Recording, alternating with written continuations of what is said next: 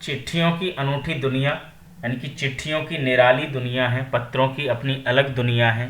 क्या दुनिया है, वो इस पाठ के लेखक अरविंद कुमार बता रहे हैं कि पत्रों की दुनिया भी अजीबोगरीब है, यानी कि निराली है, अलग है। उसकी उपयोगिता हमेशा से बनी रही है, महत्व बना रहा है उसका। उपयोगिता मतलब उसका महत्व, उसका उपयोग क्या रहा है पत्रों का। पत्र जो काम कर सकते हैं वह संचार का आधुनिकतम साधन भी नहीं कर सकता। संचार मतलब कम्युनिकेशन जिसको हम कहते हैं आज के समय में, जो हमारी बात दूसरे व्यक्ति से करवाता है, हम जिससे बातचीत कर सकते हैं, वह आधुनिकतम साधन, चाहे वो कोई भी साधन हो, फोन हो, फैक्स हो, ठीक है ना, व्हाट्सअप हो या ट्विटर हो या किसी के माध्यम से मेल हो, कैसे भी हम एक दूसरे से बात करना चाहें तो वह पत्र जैसा काम नहीं कर सकता, वह भी साधन आधुनिकतम। क्यों? क्योंकि पत्र जैसा संतोष फोन या एसएमएस का संदेश कहाँ दे सकता है। क्योंकि पत्र से जो संतोष मिलता था वह एसएमएस या फोन नहीं दे सकता। कोई भी मैसेज आता है, संदेश आता है, हम देख करके हम उसको डिलीट कर देते हैं, या देख कर देखते भी नहीं, हम ऐसे ही उसको निकाल देते हैं, स्क्रॉल कर देते हैं। पर जो पत्र होते थे उनसे अलग संदेश तो मिलता ही था और संतोष भी मिलता था पत्र से। उसे बड़ा सहेज कर रखा जाता था। पता नहीं तुम्हारे घरों में पत्र मिलते हैं, तुमने देखे हैं कि नहीं देखे हैं, पर हम जब तुम्हारे जैसे थे, 8वीं में पढ़ते थे, तो खूब पत्र आते थे, हम लिखते भी थे। क्योंकि तब मोबाइल का इतना प्रचलन नहीं था, लोगों के पास फ़ोन नहीं थे। तो ये वो समझ सकता है जिसने पत्र को देखा। पत्र एक नया सिलसिला शुरू करते हैं। तुम्हारे माता पिता से तुम पूछ सकते हैं, उनसे जब बात करना, अभी जब ये क्लास ख़त्म हो जाएगी इसके बाद में, कि पत्र जब लिखते थे कैसा लगता था, कितना इंतज़ार करते थे, क्या उन पत्रों को संभाल के भी रखते थे, कहाँ रखते थे, किस तरह से, इस बारे में बातचीत कर सकते हैं अपने माँ बाप से। क्योंकि पत्र एक नया सिलसिला शुरू करते हैं और राजनीति, साहित्य तथा कला के क्षेत्रों में तमाम विवाद और नई घटनाओं की जड़ भी पत्र ही होते हैं। पहले तो ये पत्र ही चलते थे, राजनीति में किसी नेता को लिखना है, साहित्य में किसी लेखक को या कवि को पत्र लिखना है, तो ये तमाम विवाद, यानी कि जितने भी विवाद होते थे, जितनी भी घटनाएं जन्म लेती थी, वो पत्रों के माध्यम से ही होती थी। क्योंकि दूर बैठे व्यक्ति के लिए बात करने का एक माध्यम जो होता था वो पत्र ही होता था। पर आज क्या है, संचार के साधन इतने विस्तृत हो गए हैं, संचार के साधनों की इतना आविष्कार हो गया संचार के साधनों का, कि हम एक कमरे में बैठे बैठे विश्व के किसी भी आदमी से बात कर सकते हैं। यानी कि एक कमरे में हमारा पूरा संसार सिमट चुका है। हम एक कोने में बैठे बैठे किसी से भी बात कर सकते हैं। पर पहले ऐसा नहीं हो सकता था, पत्र भी पहुंचने में समय लेता था। 4-5 दिन में पत्र पहुंचेगा, फिर वो लिखेगा, फिर वहाँ से पत्र वो हमें भेजेगा, तब वो हमें प्राप्त होगा। 10 दिन किसी संवाद को करने में लग जाते थे, कम से कम 8 से 10 दिन, 5-6 दिन कम से कम लगा लो। पर अब क्या है, 1 मिनट में अब मैं तुमसे बात कर रहा हूँ, 1 सेकंड भी नहीं लग रहा तुम तक मेरी आवाज़ पहुँच रही है। तो ये संभाषण का तरीका है, ये माध्यम है संभाषण का, बातचीत करने का माध्यम है। तो पर पहले ये सब नहीं था। तो इसीलिए कहा कि ये जो तमाम विवाद हैं, नई घटनाएं हैं, उनकी जड़ भी क्या होते थे, पत्र ही होते थे। क्योंकि सबको पत्र लिखा जाता था। दुनिया का तमाम साहित्य पत्रों पर केंद्रित है। दुनिया का जितना भी साहित्य लिखा गया है वो भी पत्रों पर ही केंद्रित रहा है। यानी कि पत्रों के द्वारा भी बहुत ऐसा साहित्य लिखा गया, ऐसी कहानियाँ और ऐसे उपन्यास भी लिखे गए पत्रों के द्वारा, जिनके बारे में बताया गया है। अभी हमने पिछली क्लास में तुमने भी पढ़ा होगा, संसार पुस्तक है। जो संसार पुस्तक है वो पत्र थे, जवाहरलाल नेहरू के पत्र थे इंदिरा गांधी के नाम।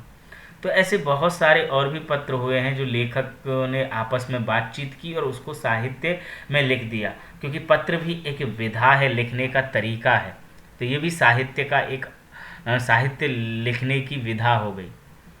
जैसे हम अब तक पढ़ते आए थे, सिर्फ कविता और कहानी ही हमें पता होता था, पर अभी थोड़े और बड़े होंगे, 9th और 10th क्लास में जाओगे तो वहाँ पर देखोगे कि कहानी और इसके अलावा, कविता के अलावा हम निबंध भी पढ़ते हैं, हम नाटक भी पढ़ते हैं, हम एकांकी भी पढ़ते हैं, हम आत्मकथा भी पढ़ते हैं, हम जीवनी भी पढ़ते हैं, हम साक्षात्कार भी पढ़ते हैं, हम पत्र भी पढ़ते हैं, हम डायरी भी पढ़ते हैं, यानी कि लिखते हैं, संस्मरण भी होता है, रिपोर्टाज भी होता है, बहुत कुछ होता है। तो ये क्या है, लिखने की विधाएं हैं। विधाएं मतलब तरीके, कि हिंदी में क्या क्या लिखा जा सकता है। मैंने कविता लिख दी, किसी ने कहानी लिख दी, दूसरे ने नाटक लिख दिया, किसी ने उपन्यास लिख दिया, किसी ने साक्षात्कार लिख दिया, यानी कि मेरा इंटरव्यू लिया या मैंने किसी का इंटरव्यू लिया, साक्षात्कार लिया, उसको लिख दिया। किसी ने डायरी लेखन किया, उसको ही लिख दिया कि मैं डायरी लिखता हूँ अपने, वो लिख दिया। तो ये सब क्या है, किसी ने पत्र ही लिखे, पत्रों के द्वारा एक दूसरे साहित्यकार से बात हुई, मान लो मैं किसी लेखक से बात करता हूँ पत्रों के द्वारा, तो वो भी साहित्य का एक रूप है। तो ये सब तरीके हैं, विधाएं। मानव सभ्यता के विकास में इन पत्रों ने अनूठी भूमिका निभाई है। पर मानव सभ्यता का विकास हुआ है तो इन पत्रों ने एक अनूठी यानी कि अनोखी जो भूमिका है वो निभाई है। पत्रों का भाव सब जगह एक सा है, भले ही उसका नाम अलग हो। हर जगह उसका नाम अलग हो सकता है, पत्र को अलग अलग भाषाओं में अलग अलग नामों से जानते हैं, पर भाव वही होता है। भाव का मतलब जो कहना चाहते हैं। मैं भले खाने को कहीं और किसी भाषा में कुछ भी कहें, पर उसका भाव वही है कि ये खाने की बात कर रहा है। वैसे ही जो पत्र है, पत्र का भाव वही होता है, भले और किसी नाम से जाना जाए कि ये पत्र की बात कर रहा है, चिट्ठी की बात कर रहा है। तो कैसे एक जगह भाव हैं, एक से भाव हैं और नाम क्या क्या हैं, हम ये भी जान लेते हैं कि पत्र को उर्दू में खत कहते हैं, संस्कृत में पत्र कहते हैं, हिंदी में इसका नाम चिट्ठी है। हम कहते हैं कि चिट्ठियों की अनूठी दुनिया, यहाँ पे पढ़ भी रहे हैं। कन्नड़ में कागज कहते हैं, तेलुगु में उत्तरम, जाबू और लेख।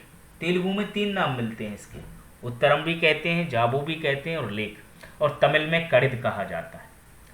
ये प्रश्न अक्सर पूछा जाता है कि पत्रों को विभिन्न भाषाओं में किस नाम से जाना जाता है। तो इसको अपनी कॉपी में या इसको नोट कर लें, अंडरलाइन करके रखें पेंसिल से या जैसे भी, कि हाँ ये प्रश्न बनता है और ये याद होना चाहिए कि पत्रों को विभिन्न भाषाओं में इन नामों से जाना जाता है। जैसे हिंदी में पत्र, संस्कृत में पत्र, हिंदी में चिट्ठी, उर्दू में खत, कन्नड़ में कागज, तेलुगु में उत्तरम, जाबू और लेख, तमिल में कड़िद। पत्र यादों को सहेज कर रखते हैं। जो हमारी यादें हैं उन्हें हम सहेज कर रख सकते हैं। जैसा कि मैंने पहले बताया, जो मैसेज होता है, जो संदेश होता है, उसको हम देखते हैं, कई बार मेमोरी फुल हो जाती है तो हम उसे डिलीट करना पड़ता है, मोबाइल हैंग होने लगता है, उसको फॉर्मेट भी करते हैं, फैक्ट्री रीसेट भी कर देते हैं। तो कई सारी वो होती हैं कि उससे हम मैसेज को दोबारा पढ़ नहीं सकते, या फिर अब आजकल तो और भी चल गया है, उसका वो बैकअप हो जाता है, वो आ भी जाए तो भी हमारा दोबारा पढ़ने का मन उसको नहीं करता है। पर पत्र के साथ ये सब नहीं था। पत्रों को बड़े सहेज कर रखा जाता था, उन्हें बड़े संभाल करके रखा जाता था कि ये उसकी चिट्ठी है, ये मेरे मामा की चिट्ठी है, ये मेरे फूफा की है, मेरे भाई की है, ये मेरे पिता की है जो बाहर रहते हैं, ये मेरे मित्र की चिट्ठी है। तो उनको सहेज कर रखा जाता था, तब भी मन करता था तो उसको पढ़ लेते थे। इसमें किसी को कोई संदेह नहीं, हर एक की अपनी पत्र लेखन कला है, हर एक की अपनी पत्र लेखन कला। पत्र लिखने की भी एक कला होती है, हर कोई पत्र नहीं लिख सकता। इसीलिए ये पाठ्यक्रम में भी लगी हुई है पत्र लेखन कला, क्योंकि हमारे परीक्षा में पूछा जाता है कि पत्र लिखिए, हाँ, प्रधानाचार्य को पत्र लिखिए। औपचारिक पत्र या अनौपचारिक पत्र भी कई बार पूछ लिया जाता है कि मित्र को पत्र लिखिए, भाई को पत्र लिखिए सत्संगति का महत्व बताते हुए, या अपने वार्षिक उत्सव पर आमंत्रित करने के लिए पिताजी को निमंत्रण पत्र लिखिए, बुलाइए, विद्यालय में वार्षिक उत्सव है। तो यह औपचारिक और अनौपचारिक पत्र लेखन की भी एक कला होती है जो हर कोई नहीं लिख सकता। हर एक के पत्रों का अपना दायरा होता है। ये दायरा मतलब सीमा भी होती है कि किसको, दायरा का मतलब यही बताया गया है कि औपचारिक पत्र ये इस तरह से लिखेंगे, अनौपचारिक पत्र इस तरह से लिखेंगे। वो सीमा है पत्र लिखने की। ये नहीं कि जो बातें हम पिता को लिख रहे हैं वो हम प्रधानाचार्य को थोड़ी ना लिख सकते हैं, जो हम अपने मित्र को लिख रहे हैं वो अपने भाई को थोड़ी ना लिख सकते हैं। तो सबकी अपनी अपनी सीमा है, दायरा है। दुनिया भर में रोज करोड़ों पत्र एक दूसरों को तलाशते तमाम ठिकाने तक पहुंचते हैं, तमाम ठिकानों तक, जो भी एड्रेस होते हैं, जो पते होते हैं, उन तक करोड़ों पत्र पहुंचते हैं। ये तब की बात है जब पत्रों का प्रचलन बहुत ज़्यादा था। आजकल नहीं लगता मुझे करोड़ों पत्र आते होंगे, मैं नहीं मान सकता कि करोड़ों पत्र मिलते होंगे। हाँ, आजकल व्यावसायिक जो डाक होती हैं वो ज़रूर मिल जाती हैं कुछ, पर पत्र तो अब लिखना छोड़ ही दिया है। ठीक है ना। हमें कितने साल हो गए पत्र लिखे, मुझे नहीं लगता वास्तव में तुमने कभी किसी को पत्र लिखा हो। लिखा क्या किसी ने किसी को पत्र? परीक्षा को छोड़ करके किसी अपने मित्र को, अपने सगे संबंधी को, उसको नहीं लिखा होगा। चलिए, भारत में ही रोज 4.5 करोड़ चिट्ठियां डाक में डाली जाती हैं। ये तब की बात बता रहे हैं कि भारत में ही 4.5 करोड़ चिट्ठियां डाक में डाली जाती थी, जो साबित करती हैं कि पत्र कितनी अहमियत रखते हैं। पंडित जवाहरलाल नेहरू ने सन 1953 में सही ही कहा था कि हजारों सालों तक संचार का साधन केवल हरकारे, रनर्स या फिर तेज घोड़े रहे। जवाहरलाल नेहरू, उन्होंने 1953 में कहा था कि हजारों सालों तक, यानी कि पहले समय में, संचार का साधन, जो बातचीत करने के जो साधन है, जो माध्यम है, वो हरकारे, हरकारा कहते हैं संदेश ले जाने वाले, कोई कहते हैं रनर्स को कहते हैं, जो तेज दौड़ करके ले जाते थे, या फिर तेज घोड़े, या फिर घोड़े रहे हैं, घोड़ों पर बैठ करके जाते थे वो। उसके बाद पहिए आए, यानी कि पहिए का आविष्कार हुआ। पहिए का आविष्कार हुआ तो अब जो जाते हैं वो ट्रेन के माध्यम से, यानी कि रेल के माध्यम से जो डाक है हमारी जाती है। पर पहले वो सिर्फ हरकारे होते थे, यानी कि रनर्स जो बहुत तेज़ दौड़ते थे, उनको भेजा जाता था कि ये संदेश वहाँ ले जा करके पहुँचाना है। या फिर तेज घोड़े, जो तेज गति से दौड़ने वाले घोड़े होते थे, उनको भेजा जाता था, उनके साथ में उनके ऊपर आदमी सवार होकर के जाता था संदेश लेकर के। या फिर ऐसा भी होता था कि घोड़े के गले में टांग दिया। ऐसा भी होता था कि वो जानवर भी इतने समझदार होते थे, देखे होंगे कई बार, कि उनके गले में वो वहाँ पर पहुँचा और पहुँच गया संदेश, उसने पढ़ लिया, देख लिया है। कई तुमने और भी उनमें देखा होगा, दूरदर्शन में देखा होगा, टीवी फिल्मों में देखा होगा, पहले तो पक्षियों के गले में बांध देते थे, वो भी ले जाते थे। ये भी कभी तरीका रहा होगा पहले। पर जब से पहिए आ गए, यानी कि पहिए का आविष्कार हुआ, पर रेलवे और तार से भारी बदलाव आया। रेलवे आ गई, रेल आ गई, तार से भारी बदलाव आया। तार ने रेलों से भी तेज गति से संवाद पहुंचाने का सिलसिला शुरू कर दिया। तो एक तो रेलवे के द्वारा डाक जाती है, और एक तार होता है। तार मतलब ऐसा तार नहीं कि वायर जो खींच लिया, उस तरह का तार नहीं। तार एक उसका नाम है, पत्र का ही एक तरह से प्रारूप होता है, फॉर्मेट होता है। उसको हमें डाकघर में जा कर के लिखना होता है, उसमें संदेश, उसको तार बोलते हैं। और वह 24 घंटे में पहुंच जाता था। उस समय सबसे तेज गति से संदेश पहुंचाने का माध्यम था तार। मैंने अपने जीवन में एक बार तार किया था, जब मैं 12वीं में शायद पढ़ता था। तो वो तार इसलिए मैं बता रहा हूँ क्योंकि मुझे पता है तार किस तरह का। हम जब डाक में जाते थे, डाक का मतलब डाकघर में, पोस्ट ऑफिस में जब जाते हैं, तो वहाँ पर जब हम बोलते हैं कि हमें तार करना है, तो वो एक फॉर्मेट दे देता है, एक प्रारूप जैसे होता है चिट्ठी के जैसे, जैसे पोस्ट कार्ड है, अंतर्देशीय पत्र हैं, लिफाफे हैं, ये पहले वो होते थे कि किस तरह की चिट्ठी भेजनी है। तो तार होता था, उसमें लिखने वाले का पता और फिर किसको भेजना है उसका पता, कुछ संदेश के लिए जगह होती थी उसमें बीच में। उसमें जितने कम शब्दों में हम लिख सकते थे, उतने ही कम पैसे हमारे लगते थे। तो उसमें शब्दों के हिसाब से रुपए लगते थे। तो जितने भी कम हम अब क्या लिखना चाहें, हमारे पास कैसे शब्द हैं, हम कोई भी बात को क्या चिट्ठी की तरह पूरी विस्तार से लिखें तो हमारे बहुत रुपए उसमें खर्च हो जाएंगे। तो तार में जितने कम पैसे हों जितने कम शब्द हों उतने कम पैसे लगते थे। वो बहुत तेज गति से पहुंचता है।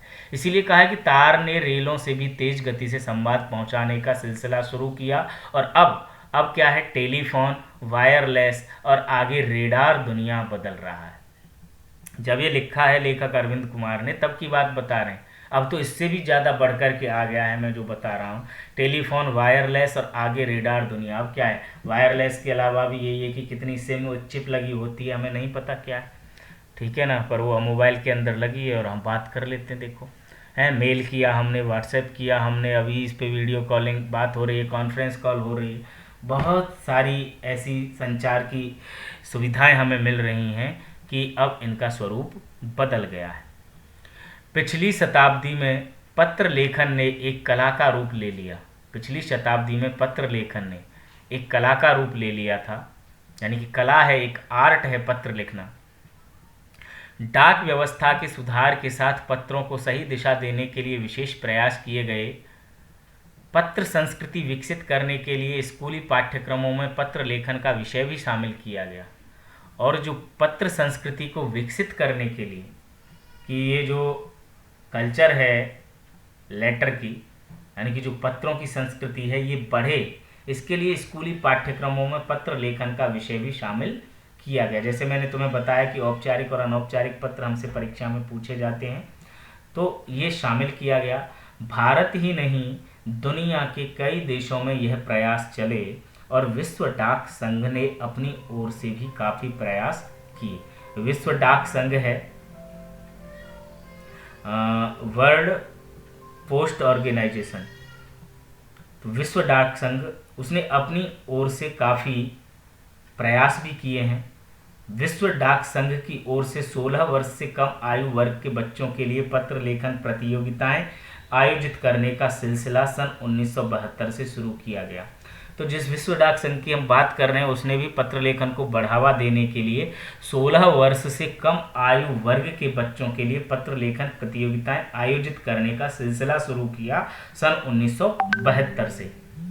यह सही है कि खास तौर पर बड़े शहरों और महानगरों में संचार साधनों के तेज विकास तथा अन्य कारणों से पत्रों की आवाजाही प्रभावित हुई है, पर देहाती दुनिया आज भी चिट्ठियों से चल रही है। वो बता रहे हैं कि बड़े शहरों और महानगरों में तो ये संचार के साधन बहुत तेज गति से फैल गए हैं। मोबाइल है, फैक्स है ना, टेलीफोन है, ये सारी चीज़ें, वीडियो कॉलिंग है, इन पर हम जो बात कर सकते हैं। पर देहाती दुनिया, देहाती मतलब ग्रामीण दुनिया, आज भी कई जगह ऐसी हैं जहाँ पर चिट्ठियाँ लिखी जाती हैं। और वही बात है, हमें इस प्रसंग को पीछे ले जाना पड़ेगा कि जो लेखक तब की बात कर रहा है जब देहात में चिट्ठियों से ही काम चलता था। आज की बात नहीं, बहुत पहले की बात है। अब थोड़ा बदल गया है, अब तो गांव में भी ये चीज़ें पहुंच गई हैं। हो सकता है कुछ गांव बचे हों, कुछ पिछड़े गांव जिनको कह सकते हैं, जहां पर संचार की सुविधाएं ना हो, जो ऊंचे नीची जगहों पर बसे हुए हैं। तो वो कह रहे हैं कि देहाती दुनिया आज भी चिट्ठियों से चल रही है, वहाँ पर आज भी लोग चिट्ठियों का इंतजार करते हैं। फैक्स, ईमेल, टेलीफोन तथा मोबाइल ने चिट्ठियों की तेजी को रोका है, पर व्यापारिक डाक की संख्या लगातार बढ़ रही है। जो मैंने अभी बताया कि जो व्यापारिक डाक है, जो व्यापार के लिए जो किया जाता है, जैसे कोरियर वगैरह आ गए आजकल, हमें किसी को पार्सल भेजना है, कुछ और चीज़ें भेजनी है, ठीक है ना, वो पहले डाक से जाती थी, डाक से भेजी जाती थी। तो जो व्यापारिक डाक है उसकी संख्या लगातार बढ़ रही है। पहले तो जो किसी का इंटरव्यू होता था, नौकरी के लिए लेटर भेजना है, वो भी उसी से ही जाता था, डाक से। आज तो मेल कर देते हैं, अटैचमेंट लगा दिया, फाइल को अटैच कर दिया, पहुंच गया, व्हाट्सएप से भेज दिया, इस तरह से भेज दिया, उस पर वेबसाइट पे अपलोड कर दिया, कई तरह की चीज़ें। पर वो कह रहे हैं कि चिट्ठियों की तेजी को तो रोक दिया है फैक्स, ईमेल, टेलीफोन ने, पर व्यापारिक डाक की संख्या लगातार बढ़ ही रही है। और इस तरह से हम इस चिट्ठियों की दुनिया को देख रहे हैं कि किस तरह से बदलाव आया है इस चिट्ठियों की दुनिया में। किस तरह से हमने देखा है कि पत्र लिखने को, कला को विकसित करने के लिए हमारी जो सरकारें हैं, हमारे जो पाठ्यक्रम है उसमें इसको शामिल किया गया, और विश्व डाक संघ ने भी इसको बढ़ावा देने के लिए बच्चों के लिए प्रतियोगिताएं आयोजित करवाई थी। तो ये सारी बातें हमने यहाँ तक देखी और आगे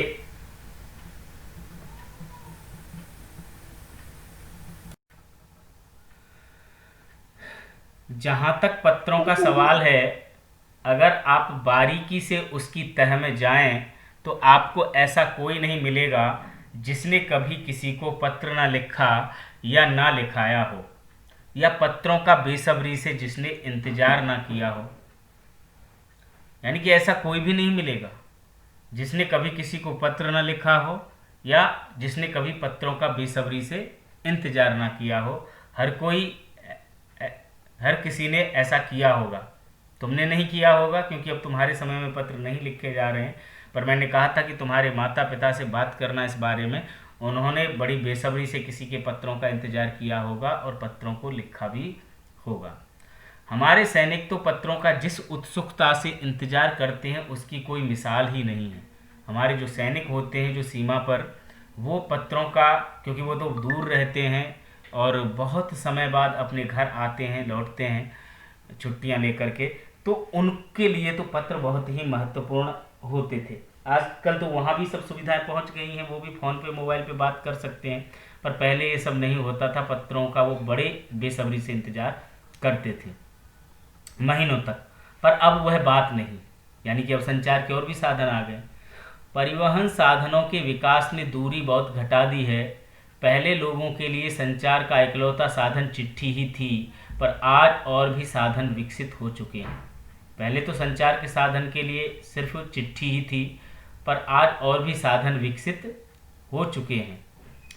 आज देश में ऐसे लोगों की कमी नहीं है जो अपने पुरखों की चिट्ठियों को सहेज और संजोकर विरासत के रूप में रखे हुए हों। वो कह रहा है आज देश में ऐसे लोगों की कमी नहीं है, बहुत से लोग हैं जो अपने पुरखों को यानी कि पूर्वजों की चिट्ठियों को सहेज कर और संजोकर विरासत के रूप में रखे हुए हों, या फिर बड़े बड़े लेखक, पत्रकारों, उद्यमी, कवि, प्रशासक, सन्यासी या किसान, इनकी पत्र रचनाएं अपने आप में अनुसंधान का विषय है। वो कह रहे हैं बड़े बड़े लेखक हुए, पत्रकार हुए, उद्यमी हुए, कवि हुए, इनकी रचनाओं को, इनकी जो रचनाएं हैं, पत्र रचनाएं, वो अपने आप में अनुसंधान का विषय हैं, रिसर्च का विषय हैं। उन पर पीएचडी भी हो रही है, क्योंकि बहुत सारे ऐसे पत्र हैं कि उनमें खोज की जा रही है कि क्या लिखा है। बहुत से कवि तो ऐसे हुए जिन्होंने साहित्य तक पत्रों पर ही लिख दिया है। साहित्य यानी कि एक दूसरे को चिट्ठियां जो भेजी हैं, उनमें बहुत सारी रचनाएं लिखी हैं, बात की हैं। जैसे हमने उस दिन बात की थी कि पिता के पुत्र पुत्री के नाम, पिता के पत्र हैं जो पुत्री के नाम। अगर आज जैसे संचार साधन होते तो पंडित नेहरू अपनी पुत्री इंदिरा गांधी को फोन करते, पर तब पिता के पत्र पुत्री के नाम नहीं लिखे जाते। देखो, जिसकी बात हम कर रहे थे वही बात आ गई कि अगर आज के समय में या आज जैसे संचार के साधन होते तो वो फोन पे ही बात करते, ये थोड़े ना लिखते कि पिता के पत्र पुत्री के नाम, जिसमें से हमने पढ़ा संसार पुस्तक है, जो देश के करोड़ों लोगों को प्रेरणा देते हैं। पत्रों को तो आप सहेज कर रख लेते हैं, पर एसएमएस संदेशों को आप जल्दी ही भूल जाते हैं। पत्रों को तो हम सहेज कर रखते थे घर में, अलमारी में बहुत अच्छी तरह से रखते थे कि इसका पत्र है, जब भी ज़रूरत होती थी, पढ़ने का मन करता था, निकाल करके पढ़ लेते थे। पर एसएमएस संदेशों को हम जल्दी ही भूल जाते हैं, मेमोरी फुल हो जाती है, डिलीट कर देते हैं। व्हाट्सएप जब हम डिलीट करते हैं, अनइंस्टॉल कर देते हैं, अगर बैकअप नहीं बनाया हुआ है, वो संदेश चले जाएंगे और ना हमें दोबारा उस मैसेज को पढ़ने का मन भी नहीं करता है। पर पत्रों को पढ़ने का मन करता था। कितने संदेशों को आप सहेज कर रख सकते हैं? वो एक प्रश्नवाचक, एक प्रश्न कर रहा है हमसे लेखक, कितनों को सहेज कर रख सकते हैं? यानी कि बहुत सारे मैसेज को तो नहीं रख सकते, संदेशों को तो नहीं रख सकते। तमाम महान हस्तियों की तो सबसे बड़ी यादगार या धरोहर उनके द्वारा लिखे गए पत्र ही हैं। तमाम बड़ी हस्तियां जो महापुरुष हुए हैं, उन्होंने, उनकी जो धरोहर है, जो थाती है, वो पत्र ही हैं। भारत में इस श्रेणी में राष्ट्रपिता महात्मा गांधी को सबसे आगे रखा जा सकता है। जो महात्मा गांधी हैं वो इस मामले में सबसे आगे हैं। क्यों हैं आगे? क्योंकि दुनिया के तमाम संग्रहालय जानी मानी हस्तियों के पत्रों का अनूठा संकलन भी है। दुनिया के तमाम जो संग्रहालय हैं, जो म्यूजियम हैं, वहाँ पर जानी मानी हस्तियों के पत्रों का अनूठा संकलन भी है। वो वहाँ पे इकट्ठे हो रहे हैं। तमाम पत्र देश, काल और समाज को जानने समझने का असली पैमाना है। जो तमाम पत्र ऐसे हैं जो उस देश के काल को, उस देश की परिस्थितियों को, वहाँ के समाज को समझने के लिए जरूरी हैं।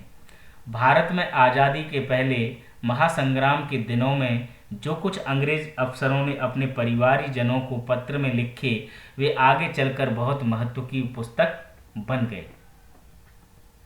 इन पत्रों ने साबित किया कि यह संग्राम कितनी जमीनी मजबूती लिए हुए था। तो संग्राम में भी, स्वतंत्रता संग्राम में भी इनका बहुत महत्व हुआ था। महात्मा गांधी के पास दुनिया भर से तमाम पत्र केवल महात्मा गांधी इंडिया लिखे आते थे। जिस महात्मा गांधी की अभी हम थोड़ी देर पहले बात कर रहे थे, अब उनके बारे में लेखक कह रहे हैं कि कहीं से भी दुनिया भर से जब पत्र आता था, सिर्फ इतना लिखा आता था, महात्मा गांधी और इंडिया यानी कि भारत। तो पत्र उनके पास पहुंच जाता था, वो जहाँ भी रहते, क्योंकि वो काफ़ी प्रसिद्ध थे, सब लोग जानते थे। तो उनकी प्रसिद्धि के कारण ही उनको पत्र, भारत में वो जहाँ भी होते उनको पत्र मिल जाता था। आज़ादी के आंदोलन की कई अन्य दिग्गज हस्तियों के साथ भी ऐसा ही था। और भी आज़ादी के आंदोलन के जितने भी हस्तियाँ थीं, जितने भी लोग थे जो आज़ादी से जुड़े थे, आंदोलन से जुड़े थे, उनके पास भी पत्र ऐसे ही पहुंच जाते थे।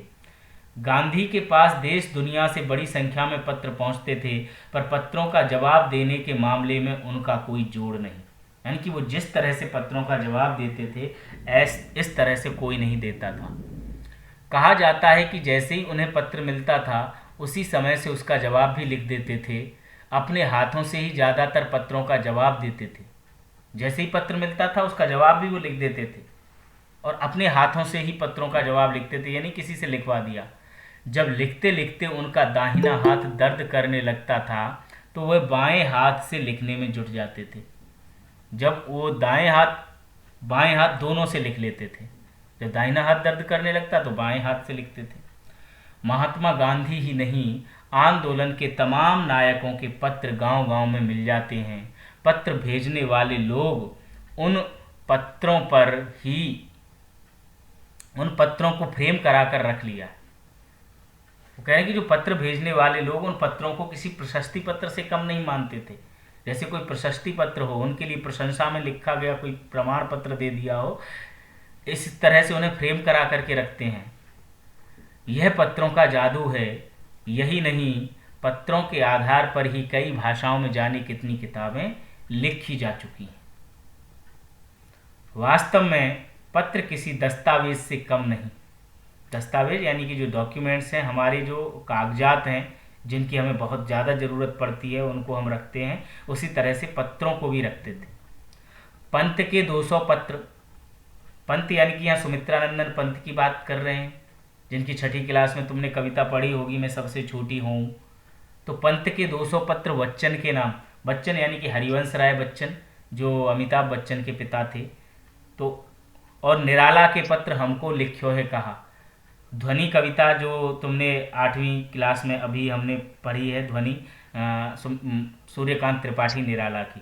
तो ये उनके नाम है कि पंत के 200 पत्र बच्चन के नाम और निराला के पत्र हमको लिख्योए कहा, तथा पत्रों के आईने में दयानंद सरस्वती, वो महर्षि दयानंद सरस्वती हैं जो आर्य समाज के स्थापक हैं, संस्थापक हैं, समेत कई पुस्तकें आपको मिल जाएंगी जो पत्रों में है, पत्रों के आईने में।